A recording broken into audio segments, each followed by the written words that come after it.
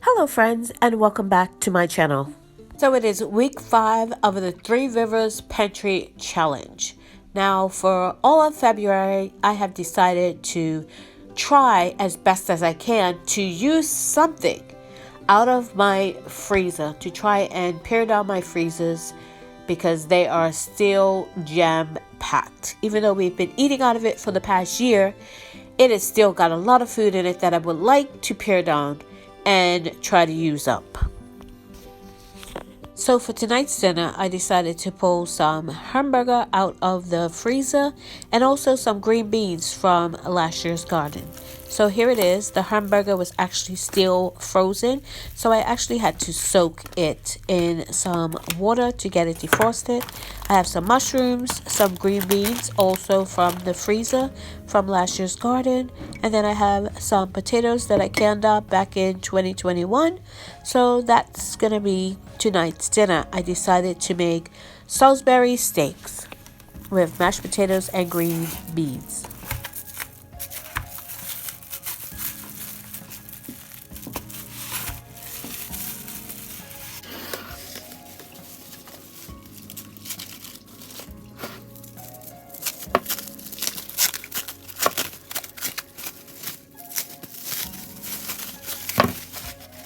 Outside is a bit lighter because I soaked it to get it to defrost quickly. Now that I got my meat all broken up, in goes my spices.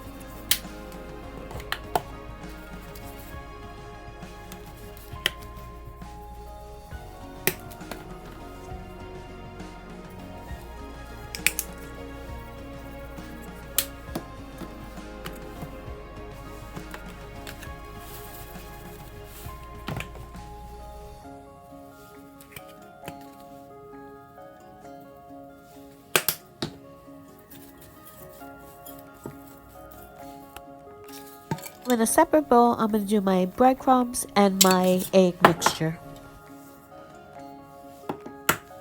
And I am using a 2-year-old water glass egg, and I'm just going to smell it to make sure it is okay.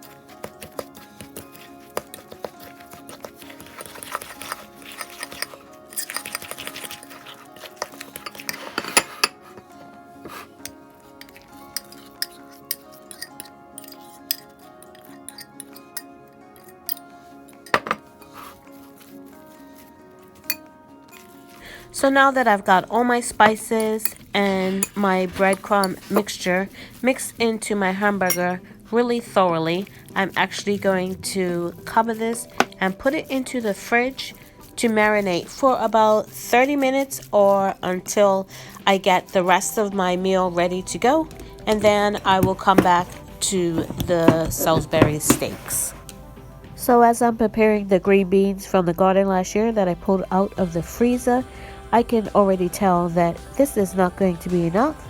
So what I need to do, I'm going to go ahead and prepare my potatoes, and I've opened up 2 more cans of the French style green beans to go with the ones from the garden. I have some vegetable water that I had from last week. I'm going to use that up, and my mushrooms. So what I'm going to do is I'm actually going to take a little bit of the water from my green beans, and I'm going to warm my mashed potatoes in this water. And because they're already canned, they're pretty much cooked. So all I did was rinse them, and I want to warm them up so I can mash them and make mashed potatoes. Now, we like our mashed potatoes with some skin on it, so that's what I'm going to do. So now that I've got my potatoes on and my veggies on, it's time to get the Salisbury steaks up and get them in the frying pan to start cooking them so I can get dinner finished and on the table.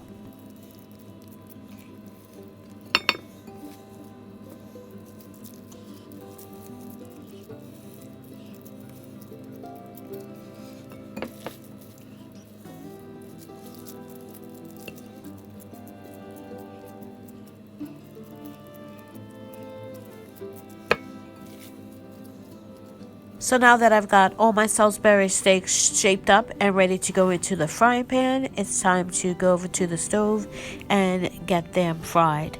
Now, I like to use a little bit of lard that I have, but you can use whatever you want to fry these. I've used butter, and I'm actually going to use a little bit of lard and some butter as well. So for a hot frying pan, ladies and gentlemen, you need to turn on the stove. Yep, I didn't.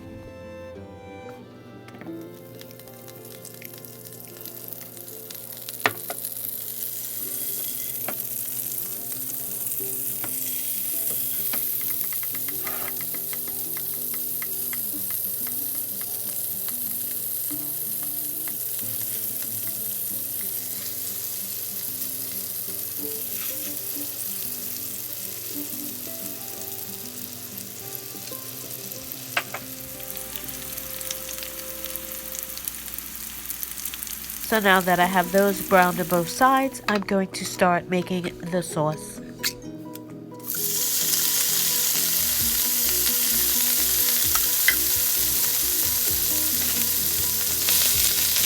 Something else out of my freezer, frozen onions, trying to get every last thing I can out of these freezers.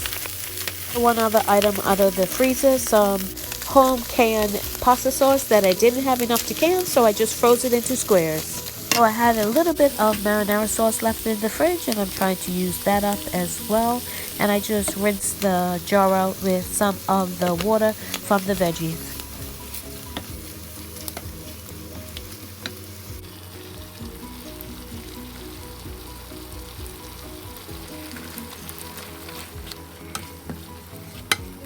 Now I'm just adding in the water from all of my veg as well as the mushrooms. So I let my gravy cook down and thicken. So now it's time to add back in my Salisbury steaks. I'm going to let these simmer in the gravy for about 10 minutes, and I'm going to cover them while they sit here simmering. While the steaks are finished cooking, I'm going to get my potatoes mashed up. They are nice and hot, so they mash up easily, and I'm going to get them seasoned, and then it will be time to eat. So here is what dinner looks like tonight. Everything from the pantry, everything from the garden except for the meat. We don't grow our own meat here, but mashed potatoes with Salisbury steak and green beans and gravy. So for this week's sweet treat, I decided to do some more of these muffin mixes because we have quite a few to use up, and I'm going to use some applesauce that I canned, and I'm going to, hopefully this will make them a bit moist than they were before. I actually pulled 2 packages of the chocolate chip. I put the chocolate chip back. So this is 2 packages of the chocolate chip, and I probably put about a half a cup of the applesauce into it, and I'm just going to mix it in. So here they are out of the oven. They did get eaten. I wasn't a fan of the chocolate, and because I put cinnamon in my applesauce, I probably just should have used a regular store-bought one in this particular recipe. So in this household, we are creatures of habit. We eat the same thing for breakfast. Once in a while, once or twice a month, we might do pancakes and sausage or eggs and bacon. But otherwise than that, it's the same thing every day. As well as for dinner, sometimes we venture out, and that's what I'm showing you. If I make the same thing, I'm not going to show you that because I already showed you in a previous video. So these are just things that I hadn't shown you before, and I thought might be interesting. So it's midweek and I decided to just do a really quick dinner. It's a creamy chicken, one of these North sides, and I just put some chicken in it and I served it with some homemade bread, and that was tonight's quick dinner. So as you know or may not, I have some of this Bisquick that I'm trying to rotate through. And we don't eat pancakes but once or twice a month. So I've tried to look up other recipes for using this Bisquick dough up. I did one, I think it was last week, the chicken pot pie crust. So today I'm going to try Bisquick donuts. So where I went wrong, and I'm going to tell you this, where I went wrong, do not add cardamom. It didn't go over well. I mean, it was edible, but it wasn't great. So, two things. Add more sugar, because we like sweeter things. It wasn't quite sweet enough for us. And then the icing I used, which you will see later, because I'm going to show you the whole failed project, wasn't that sweet. So maybe add more sugar and use a icing that I used. Maybe what she used was more sugary. Or the person that I watch doesn't like sugary things. But in my household, we like sugar. So I was good up until the point where I added the cardamom. So next time I try these, because I will try these again, and hopefully with better success than I had this go round. It was, how should I say? One explained it as spicy. Another one explained it as different aftertaste. And another one, he said, never again. So we will see. Yeah. So I will be trying these again, but I'm going to show you the process that I did this time because this is what I filmed. And next time, I'm not going to film. I'm just going to show you the end results. It won't be in this one. Probably, I got to work up the nerve to try this again. But I will because I have quite a bit more of this Bisquick. And like I said, we don't eat pancakes that often. So I have to try and rotate through this. So this is one way I'm going to try to do it. So this is me making Bisquick. If you decide to make Bisquick pancakes, omit the cardamom. Don't use it. Go by the recipe. Nutmeg and cinnamon. I might even not do the nutmeg. Definitely do the cinnamon. So we'll see next time.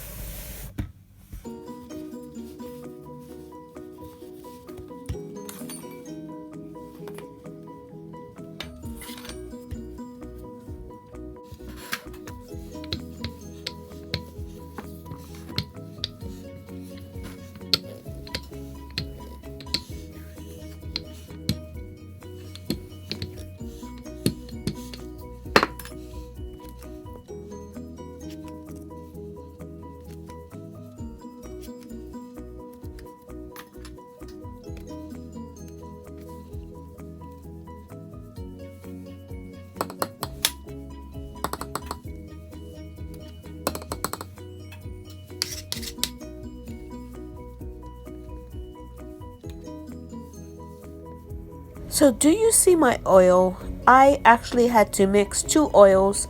I put in vegetable oil, the last that I had of it, and I mixed it with olive oil. I'm thinking that's why it's doing this funny thing at the bottom. I have never seen oil do this before.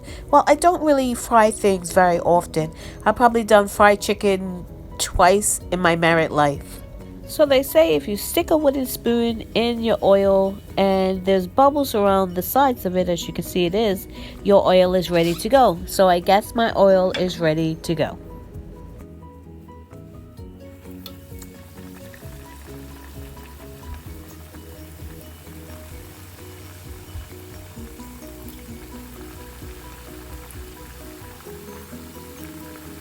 So here they are. I probably fried them a little too long. As you can see, they didn't puff up as much as I thought they would. And I did get my little Mikey to try them. He said they were okay. And yeah, so those are the little donut holes. I just put some cinnamon sugar on them. And these ones I thought I would ice. I have these melts. And I also have some vanilla frosting, which aren't very sweet, either one of them. So I'm thinking that might have attributed to them not being as sweet.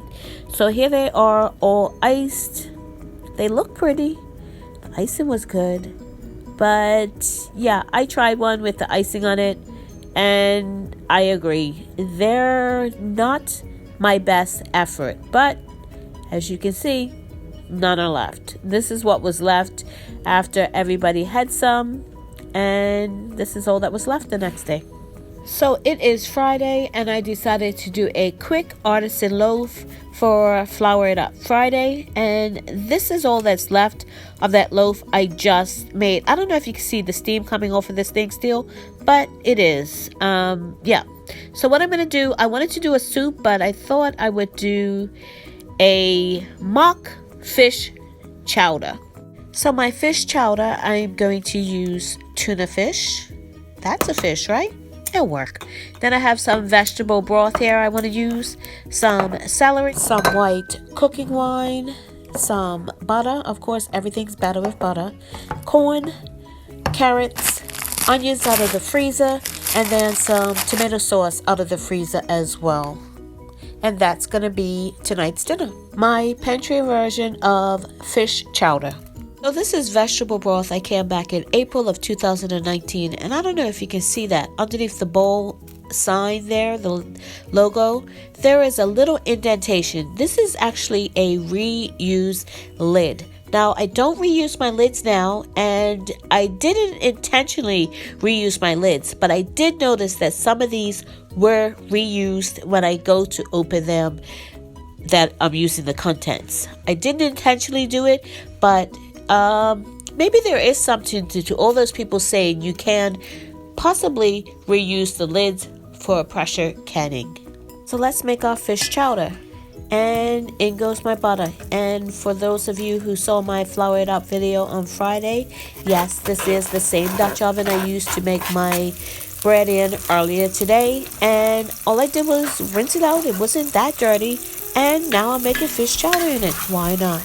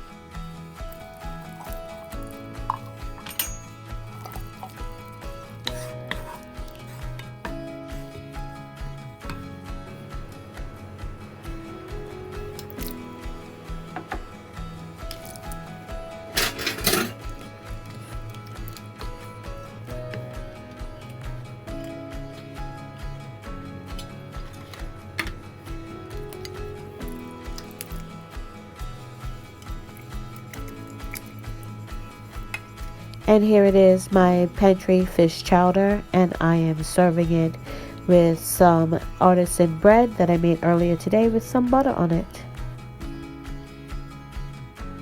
It's my first 2 attempts of sweet treats this week fell flat. I am using some of this rotating through this muffin mix from 2022 that expired, and I have made these before and they came out really good, these chocolate chip ones. I did add a little bit of extra vegetable oil, actually olive oil, to these, and they are a lot moister than the first batch we made, and they are really good even though they're almost 2 years past their Best Buy expiration date. I don't see this one on this one. It's probably under the flap where that other one was. So I will be using these up. They seem to be good and we are fine.